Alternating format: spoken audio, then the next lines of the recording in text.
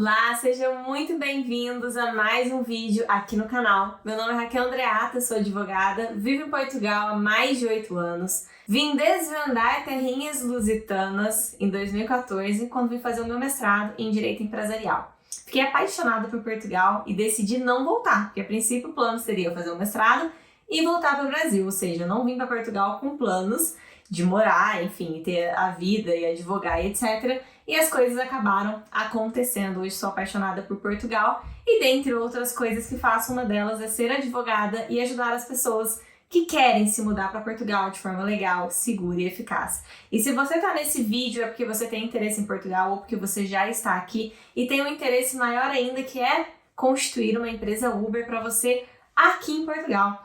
Eu tenho bastante vídeo sobre esse tema aqui no canal. Se você já maratonou o canal, você já deve ter visto, mas é um tema sempre interessante de trazermos novamente, porque algumas coisinhas vão mudando, as coisas vão desatualizando, e eu quero fazer aqui um novo panorama atual de como está funcionando abrir uma empresa Uber aqui em Portugal, explicar resumidamente como é que funciona esse processo em 2023, ou seja, um vídeo atualizado. E a pergunta que não quer calar é: ainda vale a pena abrir empresa Uber? Será que já está super lotado? Será que não tem mais espaço no mercado? Como será que anda isso? Então, se você tem interesse nesse tema, fica aí que a gente já volta.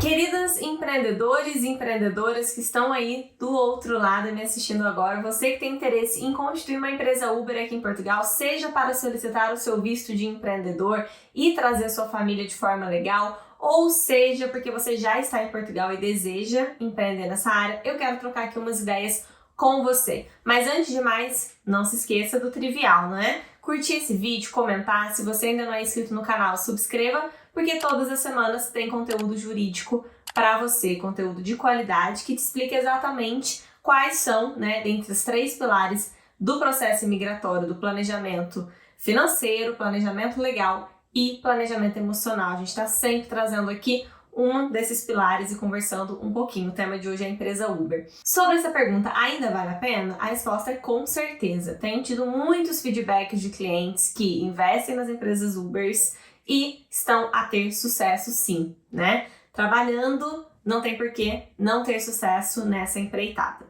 A primeira coisa que é muito importante para você que caiu de paraquedas nesse vídeo e que ainda não sabe como funciona uma empresa Uber e já é Uber no Brasil, a primeira coisa que você precisa entender é que é diferente. Constituir uma empresa Uber aqui em Portugal, necessariamente você precisa abrir uma empresa. No Brasil, você consegue cadastrar o seu veículo particular, o seu nome particular, né? Com o CPF mesmo, você consegue cadastrar nas plataformas. Aqui em Portugal, existe uma legislação específica que regulamentou essa profissão, né? Vamos assim dizer. E justamente por ter regulamentado, existe uma série de burocracias que têm que ser cumpridas para que você possa dirigir, conduzir um carro Uber. Eu sempre começo fazendo a distinção sobre motorista e sócio dono da empresa. Uma coisa não necessariamente tem que ser a outra, embora possa ser, né? Então esse é um tema muito delicado, porque existe essa diferenciação. Se você quer abrir uma empresa Uber aqui em Portugal, então você precisa obviamente abrir a empresa e tem que ser uma empresa constituída juridicamente de forma correta, com o CAI, que é exigido pelo IMT, que é o Instituto de Mobilidades e Transportes, que vai licenciar a sua empresa.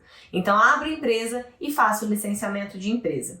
Quando eu abro uma empresa, eu tenho que pagar as taxas de abertura, que é a volta de 220, 360 euros, e também tenho que pagar o licenciamento da minha empresa no IMT, que é a volta dos 200 euros.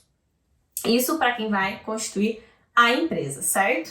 Depois, obviamente, se você está pensando em solicitar um visto D2 de empreendedor, que vai tirar você do Brasil e trazer você como empresário, como investidor no ramo Uber, você também vai precisar de ter a conta bancária da empresa com capital social, você vai precisar ter uma conta bancária pessoa singular, ou seja, pessoa física, comprovando a sua subsistência, a subsistência da sua família, e vai, caso você venha, né, trazer familiares e fazer o visto de acompanhamento familiar, e você também precisa planejar-se muito bem para fazer toda essa estrutura, né, para você poder ter todos esses montantes de dinheiro. Não se esquecendo nunca que uma empresa Uber precisa de pelo menos um carro para iniciar a sua atividade.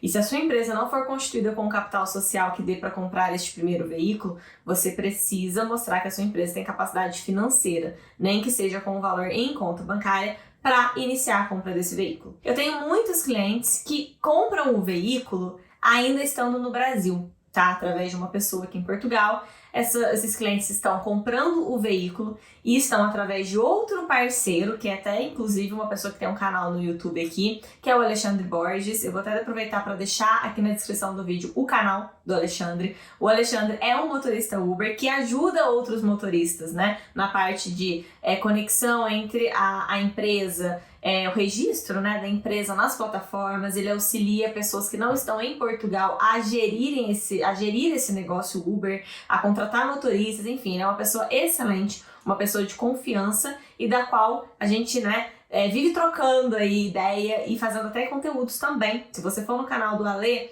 você vai encontrar na parte onde fala de vídeos em direto, vídeos live ao vivo. Eu já fiz 2 lives com ele, você vai encontrar essas lives para você poder reassistir. Geralmente são lives longas, eu e o Ale a gente fica conversando muito, só que é muito interessante porque pessoas, né, que estão abrindo empresa ou já abriram empresa, elas começam a comentar. Então você quer saber diretamente das pessoas que estão trabalhando nesse ramo o que elas têm a dizer sobre esse assunto, nessas lives você vai ter a oportunidade de ver o chat, né, que rolou ao vivo enquanto a gente estava conversando, as perguntas e comentários que as pessoas fazem, onde elas falam que ela, né, se tá valendo a pena ou se não tá valendo a pena para elas. Então é muito interessante você dar uma corridinha lá no canal dele e olhar com calma, tá? Os vídeos que a gente fez, que são lives longas, a gente fala praticamente tudo que você precisa saber. O vídeo de hoje é um vídeo resumido, né?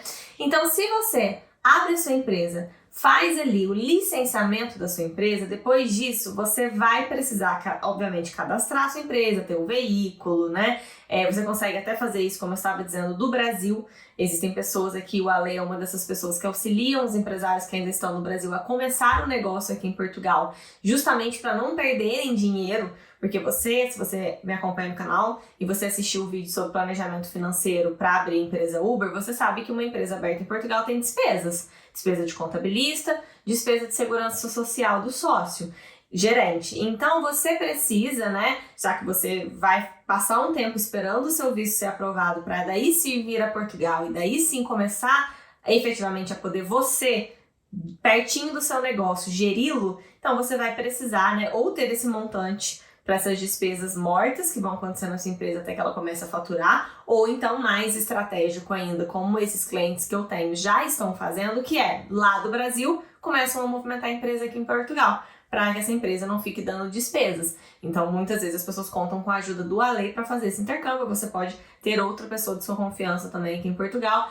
que ajude você a arranjar motorista, ver a questão dos veículos e tudo mais, para que a sua empresa já comece a faturar e a funcionar, mesmo que você esteja ainda no Brasil em processo de visto. A forma correta de se mudar para Portugal, de vir e viver legalmente em Portugal, é através de um visto de residência, e para quem vai abrir empresa Uber existe o visto D2, que é o visto de empreendedor. Uma vez a empresa funcionando, carro, seguros e tudo bonitinho, a gente tem que pensar na perspectiva do motorista. Eu sempre falo isso para os meus clientes. Você ser o dono de uma empresa Uber que está licenciada, o licenciamento da empresa não quer dizer que você pode conduzir esse carro. Para que você seja motorista Uber, você precisa que a sua carta de condução deixe de ser a carta brasileira e passe a ser a carta portuguesa, o que só pode acontecer depois que você tiver um título de residência. Uma vez que você faça a troca da sua carta de condução, após ter feito essa troca, você vai fazer um averbamento nessa carta e aí você vai tirar uma outra licença no mesmo órgão de antes, no IMT, só que não mais a licença da sua empresa, e sim a sua licença como motorista. Aí você vai poder dirigir. O que muitas pessoas fazem, já que isso é um processo que pode demorar, né? Primeiro, se a pessoa está no Brasil pedindo um visto, ela ainda vai passar pelo processo de visto para depois chegar em Portugal, para depois ter autorização de residência. Então, o que é que muitas pessoas fazem, né? Muitas delas acabam contratando mesmo os motoristas, alugando aqueles veículos da frota, enquanto elas não podem necessariamente dirigir. E tudo isso é levado em conta quando você faz a pergunta se vale ou se não vale a pena. Porque você, que é empreendedor, que está aí do outro lado se perguntando se ainda vale a pena, eu te digo que sim, por uma questão de mercado. Quem me assiste aqui no canal sabe que eu nunca falo se uma coisa vale ou não vale a pena, que eu sempre falo que depende de uma certa análise pessoal de um caso concreto, né? Não existe uma resposta só. Mas em termos gerais, sim, é um mercado que ainda tem bastante espaço. É um mercado que está aquecido, né? O número de pessoas que se mudam para Portugal cresce muito, né, ano após ano, muitos imigrantes, muitas pessoas que estão investindo em Portugal, e com isso também, obviamente, cresce a demanda de necessidade das pessoas de terem carros ali, né, para fazer o transporte de passageiros. Vale muito mais a pena andar de Uber em Portugal do que muitas vezes andar de, por exemplo, de ônibus ou de metro, né, que a gente chama aqui.